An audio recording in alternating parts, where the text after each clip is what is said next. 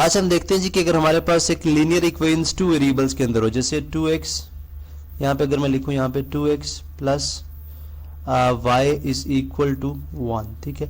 अब हमारे पास एक ऐसी लीनियर इक्वेशन जिसको दो वेरिएबल्स के अंदर है। अब अगर आप ग्राफ के ऊपर देखें, इसके ऊपर तो कोई ना कोई लाइन किसी दो कोऑर्डिनेट को टच करती हुई जा रही होगी, ठीक है। मैंने यहाँ पे जस्ट इमेजिनरी लाइन एक ले ली है।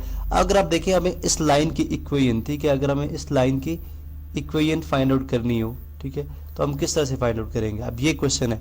अब देखिए यहाँ पे हमें ऑफ कोर्स हमें जब हम कार्टेशियन प्लेन पे हमें ऑर्डर पेयर चाहिए होती है, ठीक है, ऑर्डर पेयर चाहिए होते हैं कि जब हम किसी लाइन को प्लॉट करते हैं। अब वो ऑर्डर पेयर्स कहाँ से आएंगे, अब वो हम जो है इसी इक्वेशन को यूज करेंगे, ठीक है, और हम वो ऑर्डर पेयर फाइंड आउट करेंगे, ठीक है।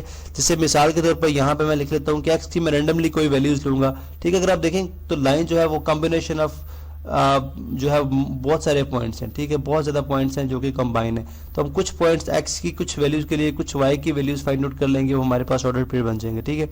अब यहाँ लेट से मैं एक टेबल कंस्ट्रक्ट करता हूँ, ये एक्स है, ठीक है, ये वाई है, ठीक है, और यहाँ पे ये मेरे पास एक्स वाई यानी वो ऑर्डर पेयर होगा जो बनेगा, ठीक है। यहाँ पे चले मैं इसको टेबल की फॉर्म में बंद कर देता हूँ, ठीक है। हम कुछ मुख्तलिफ वैल्यूज ले लेते हैं, चले एक दो और ले लेते हैं जी। हमारे पास कुछ मुख्तलिफ वैल्यूज हैं, ठीक है जी।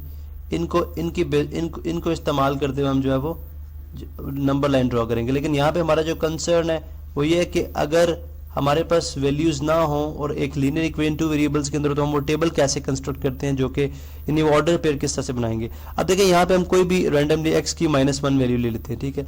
अब एक्स की -1 वैल्यू आप इसके अंदर पुट करें, ठीक है, 2x 2 × -1 प्लस y इक्वल्स 1, ठीक है, -2 हो जाएगा प्लस y इक्वल्स 1, ये y -2 उधर जाके +2 हो जाएगा, एडिटिव इनवर्स दोनों साइड पे ऐड करेंगे, ठीक है। तो ये हमारे पास क्या आ जाएगा 2 + 1 3, तो y उस केस में कितना हो जाएगा 3।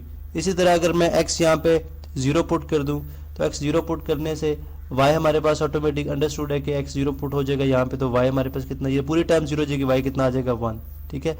इसी तरह से अब यहाँ पे देखिए आपके पास ऑर्डर पेयर्स बनते जा रहे हैं, -1 3, ठीक है, -1 3 एक हो गया, 0 1 दूसरा हो गया। आपने एक चीज़ का ध्यान रखना है कि आपने तरतीब चेंज नहीं करनी है। अगर आप x को पहले ले रहे हैं तो आप x की वैल्यू को पहले लिखेंगे। इस तरह x = 1 के लिए हम देख लेते हैं हमारे पास क्या वैल्यू होगी, ठीक है, यानी x = 1 के लिए, ठीक है।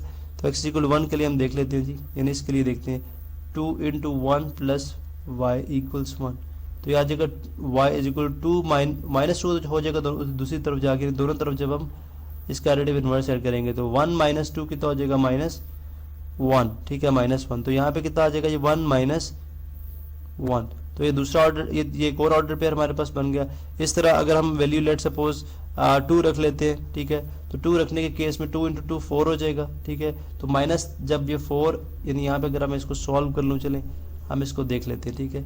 अगर मैं यहाँ पे इसको भी सॉल्व करूँ, यानी x = 2 के लिए, तो 2 × 2 प्लस y इक्वल्स 1, तो 4 + y = -4 दोनों साइड पे ऐड कर देंगे, तो y हमारे पास कितना आ जाएगा, ये कैंसिल आउट हो जाएगा, -4 कितना आ जाएगा -3, तो जब x 2 हो तो y कितना होगा -3, एक और ऑर्डर पेयर हमारे पास आ जाएगा।